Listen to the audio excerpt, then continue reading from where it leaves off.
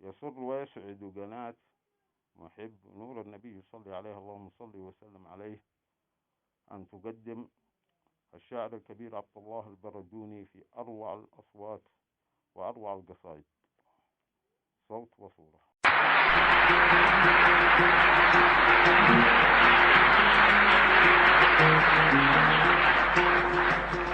كلامكم قصيدة عنوانها مصطفى جديدة.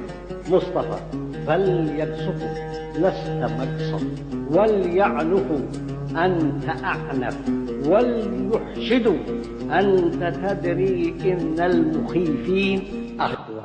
أغنى ولكن أشقى، أوهى ولكن أجلى، أخفى ولكن أبدى، أخزى ولكن لهم حديد ونار، وهم من القش أظهر.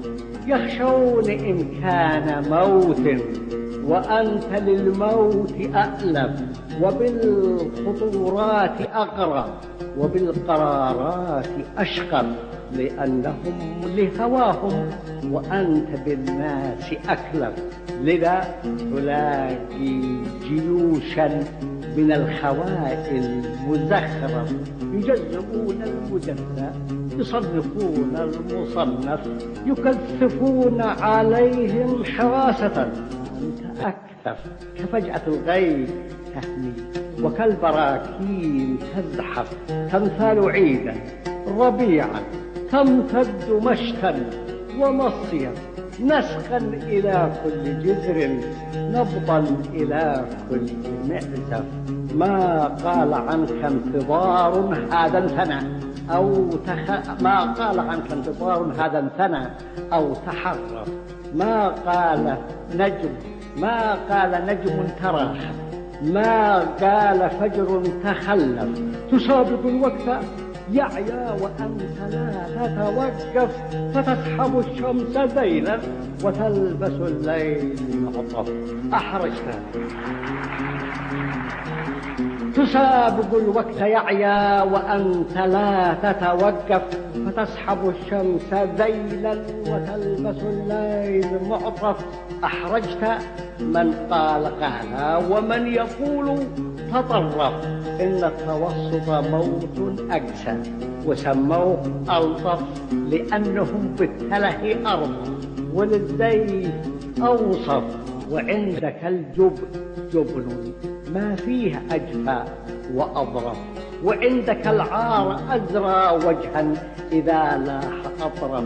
يا مصطفى أي سر تحت القميص المنتف، هل أنت أرهف لمحا لأن عودك أنحف؟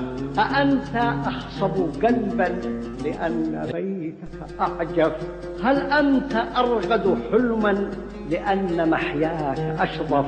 لم أنت بالكل أحفى من كل أذكى وأثقف، من كل نبض تغني يبكون من سب أهيف. من كل نبض تغني يبكون من سب أهيف.